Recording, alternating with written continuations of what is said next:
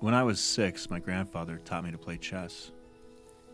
He had this old chess table, and it really was a table, with the squares painted on all perfectly. He kept the pieces in the drawers, the whole thing. We used to play silently for hours, game after game, and he always won. I never minded losing, though. It made me feel like I was being treated honestly. You don't get that often enough when you're young.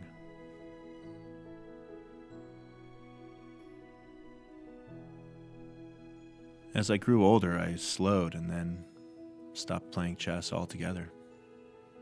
It wasn't until I had moved away. I was 19. I lived in this massive apartment complex, more like a small town, but with less community.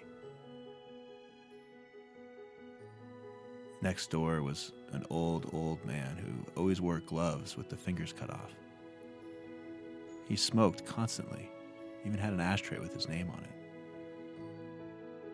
I rarely ever met the man until one day I'm walking back from my car, carrying this tiny travel chess set that had been floating around, untouched, for a long time.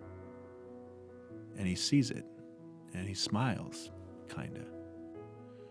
And, well, as it turned out, he lost his wife down in Monterey.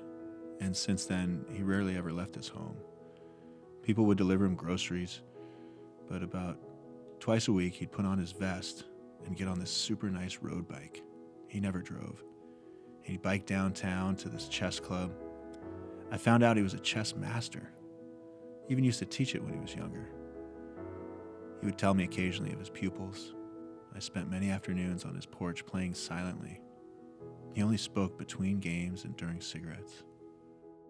But then one day, he wasn't there at all. There was no note of game invitation on my door when I got home from work. And there were no groceries being delivered to his house. He was just gone all of a sudden, not home. And it lasted for days and days. After about 2 weeks or so, a large white ambulance pulled into the parking lot of the complex. And out of the doors, limping, bandaged, held up by a cane, came my neighbor. He smiled kinda when he saw me.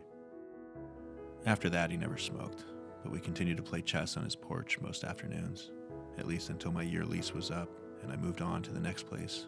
I got his phone number, I had his address, but the truth is, I never spoke to him again.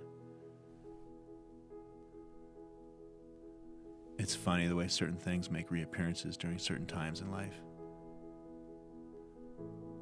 It wasn't until about 2 years ago that I ever got around to picking the game back up again.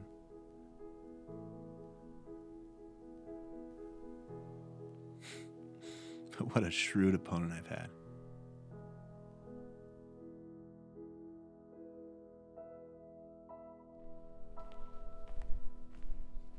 Hello, my name is Ashi Hegney and I am 12 years old. When I was 10, my grandfather taught me to play chess. And so today, I'm going to teach all of you